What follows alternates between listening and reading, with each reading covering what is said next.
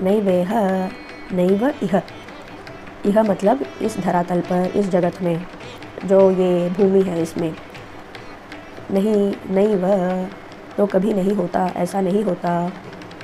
न अमुत्र, न ही दूसरे लोक में या दूसरे जन्म में, न इस जन्म में न दूसरे जन्म में कभी ऐसा नहीं होता। क्या नहीं होता? विनाश।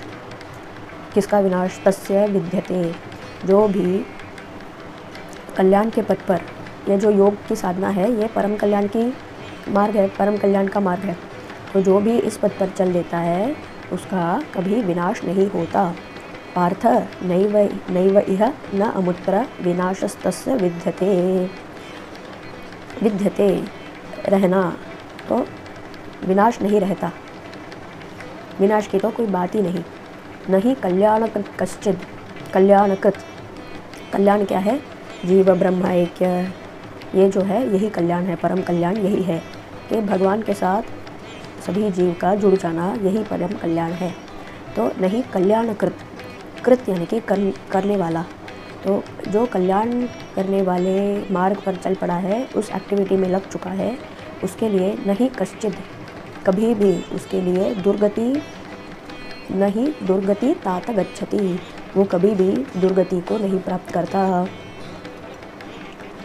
तो पार्थ नैवेह नामुत्र विनाशस्तस्य विद्यते, नहीं कल्याणकृत कश्चिद दुर्गति तात गच्छति, तो उसका कभी दुर्गति नहीं होती, वो हमेशा ही कल्याण के मार्ग पर ही रहता है, उसका विनाश कभी नहीं होता। तो ऐसा कभी नहीं होता कि आपने योग साधना में जुट करके आपको सिद्धि आज के आज ही होना चाहिए, ऐसा नहीं है।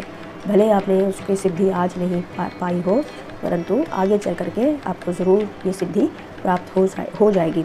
इसीलिए आपको डबल मोटिवेशन है कि आप भले इस सांसारिक जीवन के एक्टिविटीज़ में सफल हो ना हो, परंतु ये ऐसा एक एक्टिविटी है जिसमें आप आज नहीं तो कल श्योर शॉर्ट सक्सेस आपको मिल जाएगा, आज नहीं तो कल आप जीत ही जाएंगे, आप सफल हो ही जाएंगे।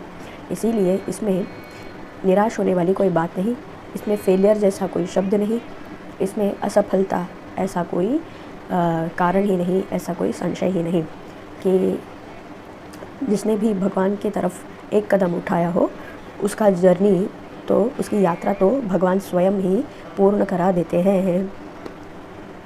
तो इसीलिए आपको डरने की बिल्कुल भी आवश्यकता नहीं कि मेरा ये छूट जाएगा, वो छूट जाएगा, कहीं कुछ रह नहीं गया, कहीं मैं अटक गया बीच में। तो इस प्रकार के संशय जो है हमारे मन में आने की कोई गुंजाइश